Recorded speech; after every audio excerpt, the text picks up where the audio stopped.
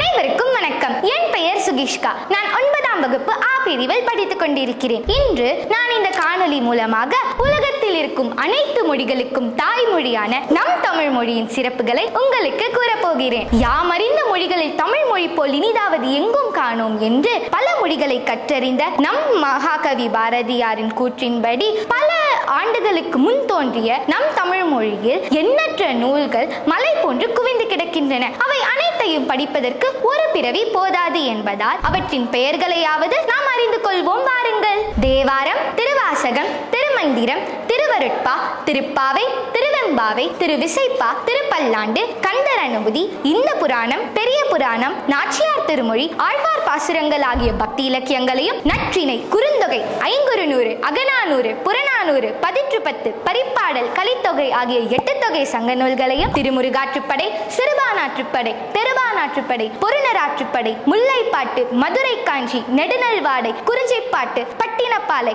மலைப்படுகடாம் ஆகிய 10 பாட்டு சங்க நூல்களையும் திருக்குறள், நாலடியார், நான்மணி கடிகை, இன்னா 40, இனியவை 40, கார் 40, களவழி 40, ஐந்தினை 50, திணைமொழி 50, ஐந்தினை 70, திணைமாலை 150, திருக்கடுகம், ஆசார கோவை, பழமொழி, சிறுபஞ்ச மூலம், முதுமொழி காஞ்சி, ஏலாதி, இந்நிலை ஆகிய 17 கணக்கு நூல்களையும் சிலப்பதிகாரம், மணிமேகலை, சீவக சிந்தாமணி, வளையாபதி, குண்டலகேசி ஆகிய 50 காப்பியங்களையும் அகத்தியம், தொல்காப்பியம், நன்னூல், புறப்பொருள் வெண்பாமாலை, பன்னிரு பாட்டியல், இளர கலவியல் ஆகிய 6 உரை நூல்களையும் முத்தொள்ளாயிரம், முக்கோடர் பல்லு, நந்தி கலம்பகம், கலிங்கத்து பரணி, மூவருளா ஆகிய 6 சிற்றிலக்கியங்களையும் கொண்டது நம் தமிழ் மொழி. இப்பொழுது புரிகிறதா பாரதியின் கூற்று ஏன் சரி என்று? வாழ்க தமிழ், வளர்க தமிழ். நன்றி, வணக்கம்.